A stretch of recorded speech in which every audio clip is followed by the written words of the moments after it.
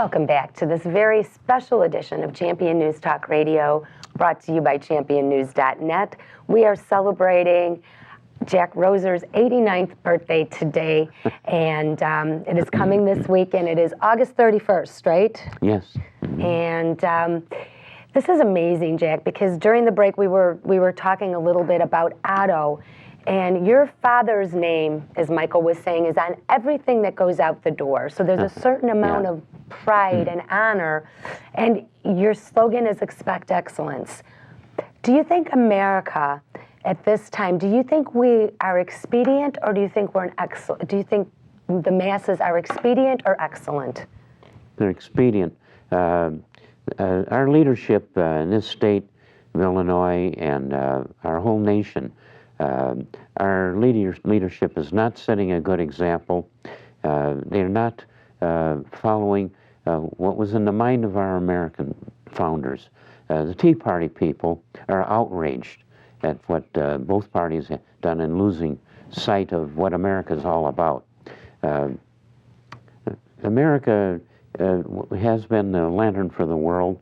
This is a huge country with about 300 million people in it, and that those people all voted with their feet to get away from other countries where they oppressed the working man and where people didn't have freedom. Right. America is the American dream. It's what we all came for. It's what has driven me all my life, to try to be a man like my father was, or a real man like the guys I knew in the Army. Did your father see your success?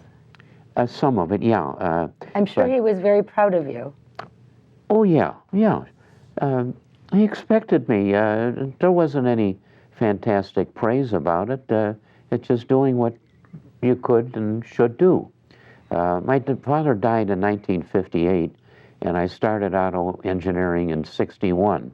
So he never saw this beautiful big plant on the Fox River. I think he on a site carved out by God in the glaciers 10,000 years ago.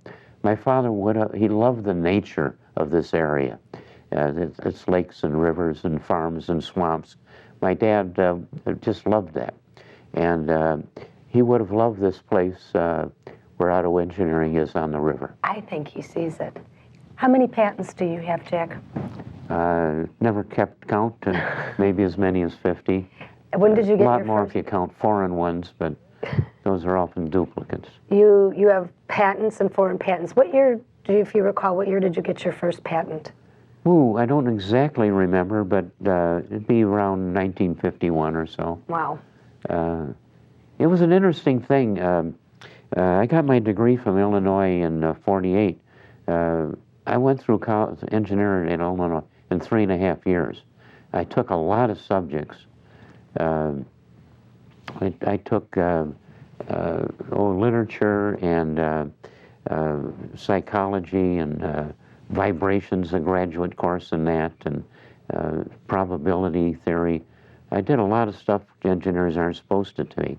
I loved the engineering. Illinois was a Marine boot camp of training. It was tough. But another thing I did, I built a house while I was still going to college.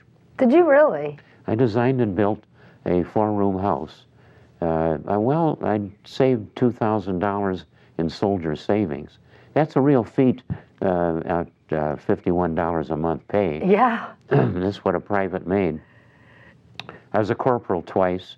Corporals made $66. And I made it twice because I got busted once, which is another whole story.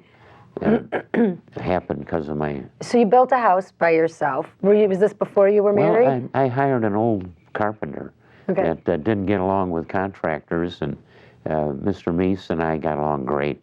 When we finished that house, I paid him off, and I gave him $500 more.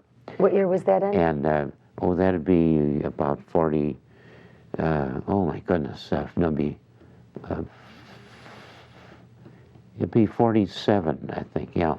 47. So 1947, you gave him $500. That's probably like $10,000. That tough old carpenter actually shed a tear.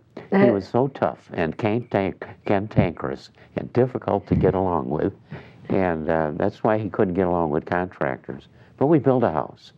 and I lived in it for 2 years. Well, you build houses too under the Otto brand. You have Otto Homes. Oh, yeah.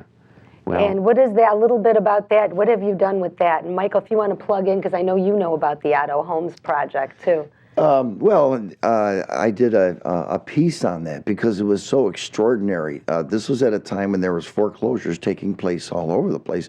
And it's 600, recent years, yeah. 600 employees at Otto, most of them, a large segment of them, live in Carpentersville. Well, they would drive by the area and they would see these foreclosed homes, and it was blighted and it was looking horrible, bringing down property values. So they started buying them up. And at a time when contractors and construction guys didn't have any jobs, they hired them to fix up these homes.